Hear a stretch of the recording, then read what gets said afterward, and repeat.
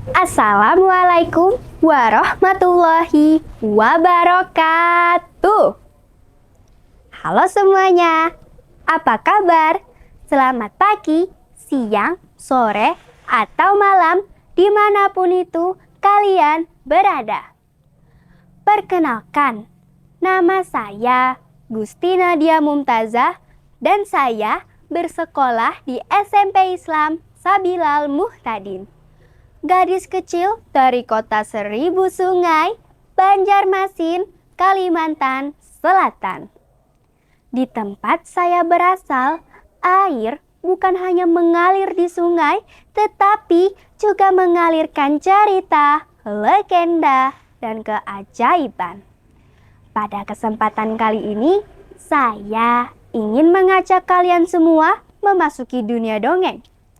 Tempat di mana buih bisa melahirkan seorang putri dan takdir membawa harapan bagi seluruh negeri.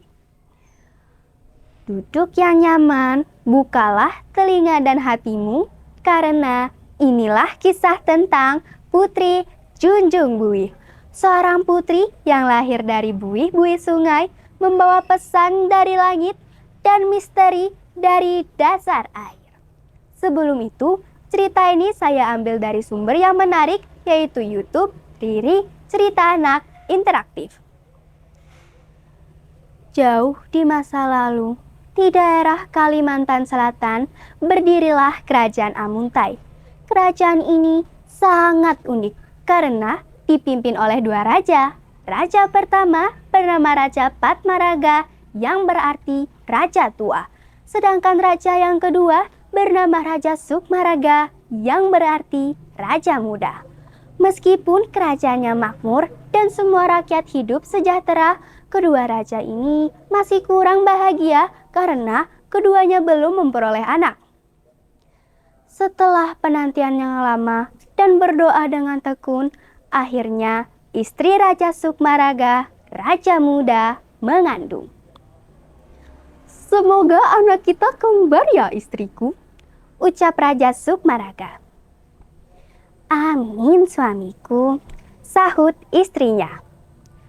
9 bulan kemudian lahirlah anak dari Raja Sukmaraga. Ia dikaruniai 2 anak kembar yang lincah dan juga tampan. Raja Patmaraga yang mendengar kabar tersebut tentu ikut senang melihat lahirnya anak dari Raja Sukmaraga.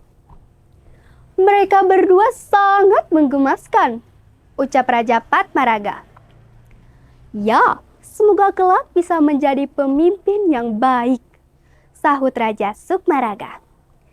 Namun, di dalam hati Raja Patmaraga, ia merasa iri dan semakin bertekad ingin memiliki anak.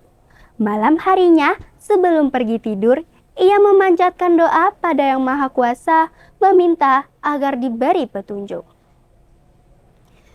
"Wahai Tuhan yang Maha Esa, Engkaulah yang Maha mengetahui segala hal yang tersembunyi. Jika Engkau berkenan, anugerahkanlah aku seorang anak sebagai penerus keturunan dan pewaris tahta. Aku memohon dengan segala kerendahan hati, semoga Engkau mengabulkan doaku."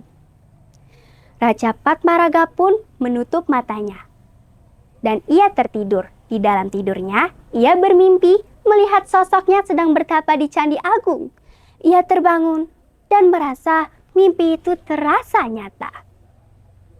Keesokan harinya, ia pergi ke Candi Agung bersama pengawal setianya, Datuk Pujung.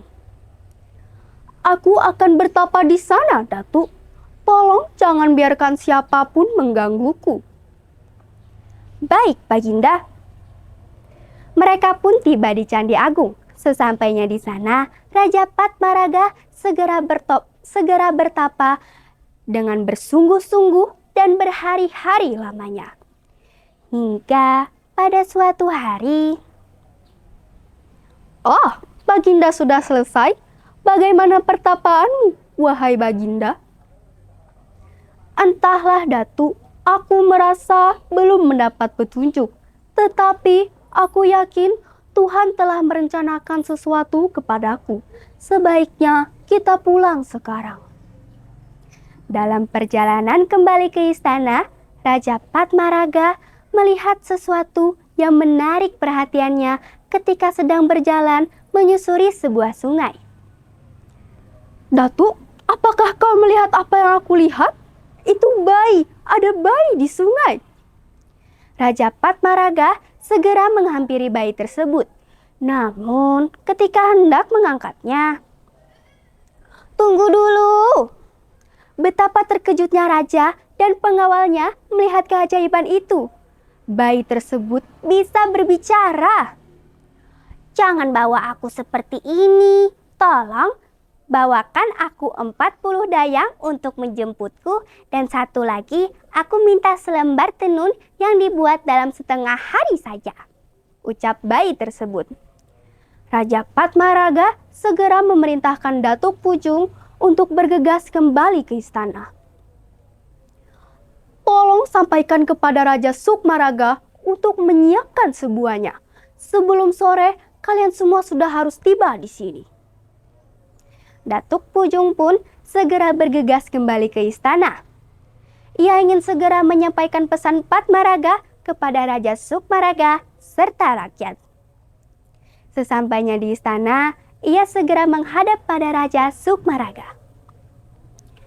Segera perintah raja pun diumumkan. "Segera siapkan 40 dayang dan kumpulkan semua ahli tenun sekarang juga," ucap Raja Sukmaraga.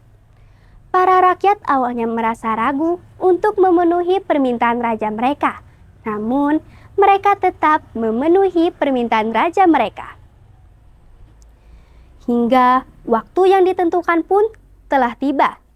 Para wanita yang mulai menenun dalam setengah hari itu, sebagian dari mereka tidak ada yang berhasil menenun dalam waktu setengah hari.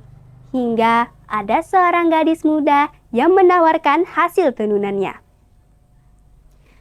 "Tuan, barangkali hendak melihat hasil tenunanku," ucap gadis tersebut kepada pengawal raja. Lalu dibukanya lipatan kain tenunan gadis tersebut. "Wah, ini dia. Ini adalah hasil tenunan yang lembut dan juga bagus. Siapakah namamu, wahai gadis penenun? Aku rasa kamu pantas menjadi pengasuh bayi di istana dari Raja Padmaraga." "Namaku Kuripan, tuanku. Tentu aku akan sangat senang dan suatu kehormatan bagiku jika bisa menjadi pengasuh bayi di istana dari Raja Padmaraga." Setelah mendapat kain tenunan tersebut, Datuk Pujung, Kuripan beserta 40 dayang kembali ke sungai. Setelah sampai di sungai, "Wahai Baginda, ini adalah kain tenun yang Baginda pinta." Raja Padmaraga pun segera menyelimuti kain tenun tersebut kepada sang bayi. Bayi itu nampak cantik sekali. "Karena kau ketemukan di sungai yang berbuih, maka kau kuberi nama Putri Junjung Buih." Bayi itu pun tersenyum, pertanda setuju. Raja Padmaraga dan Putri Junjung Buih akhirnya kembali ke istana. Sesampainya di istana, mereka disambut oleh rakyat dengan sukacita.